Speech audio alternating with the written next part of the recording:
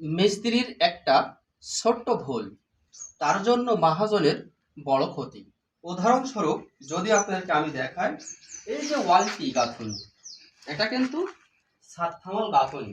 এই ওয়ালটা হওয়ার কথা ছিল এই মূল বিমের পর দিয়ে, কিন্তু ছোট্ট একটা ভুলের কারণে এই বিমটা উঠাই আমাদের এই বিমটা এখানে দিয়েছেন আমাদের এই বিল্ডিংয়ের কন্ট্রাক্টর ভাই। তার ভুলটা হচ্ছে দেখেন, এই একটু অসতর্কতার কারণে এই বিমটা দিয়েছেন 6 ইঞ্চি, দেওয়ার কারণে এই ওয়ালটা গাঁথনি করার পরে এই ওয়ালটা গেল ফেটে। আর যখন এই ওয়ালটা ফেটে গেল তখন এই ওয়ালটার আর কোনো ডিউটি থাকলো না।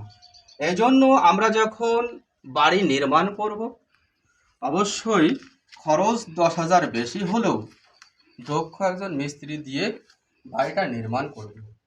10,000 বাঁচতে গিয়ে দুর্বল মিস্ত্রি দিয়ে কাজ করলে তার পরিণতি এইরকমই হবে যে ছাদ হয়নি কিন্তু আপনার গাঁথনিটা ফেটে গেছে, বিমটা বসে গেছে। এই জন্য আমার মহাজন ভাইরা যারা বাড়ি করবেন অবশ্যই আগে ভাববেন, পরে ভাববেন না।